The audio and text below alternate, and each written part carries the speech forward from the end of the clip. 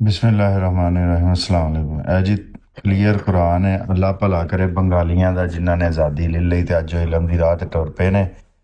ਬੰਗਾਲੀਆਂ ਦੀ ਮਸਜਿਦ ਹੈ, ਉਹਨਾਂ ਦੀ ਗਏ ਆ ਤੇ ਉੱਥੇ ਹਰ ਵਾਰੀ ਕੋਈ ਨਾ ਕੋਈ ਅੱਛੀਆਂ ਕਿਤਾਬਾਂ ਹੁੰਦੀਆਂ ਨੇ। ਤੇ ਅੱਜ ਅਸੀਂ ਕੁਰਾਨ ਪਾਕ ਦਾ ਤਰਜਮਾ ਤੇ ਉਹ ਲਿਆਂਦਾ। ਤੇ ਪਹਿਲੀ ਵਾਰੀ ਵੇਖੋ ਕੈਸਾ ਉਹਨਾਂ ਨੇ ਸੂਰਤ ਬਕਰਾ ਹੈ, ਤੇ ਉਹਨਾਂ ਨੇ ਬੜੀ ਵਾਰੀ ਪੜ੍ਹੀ ਹੈ, ਲੇਕਿਨ ਇੰਜ ਹੈਡੀਆਂ ਦੇ ਕੇ ਲਿਖਿਆ ਹੈ ਨਾ ਕੁਰਾਨ ਪਾਕ, ਸਿਰਫ ਹੋਰ ਸਮਝ ਹੁੰਦੀ ਹੈ ਕਿ ਮਤਲਬ ਸ਼ੁਰੂ ਦੇ ਵਿੱਚ ਸੂਰਤ ਬਕਰਾ 'ਚ qualities of believers, qualities of disbelievers, qualities of ਹਾਈਪੋਕ੍ਰੇਟਸ।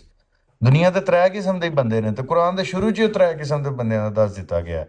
ਈਮਾਨ ਵਾਲੇ, ਬੇਈਮਾਨ ਤੇ ਮੁਨਾਫਕ।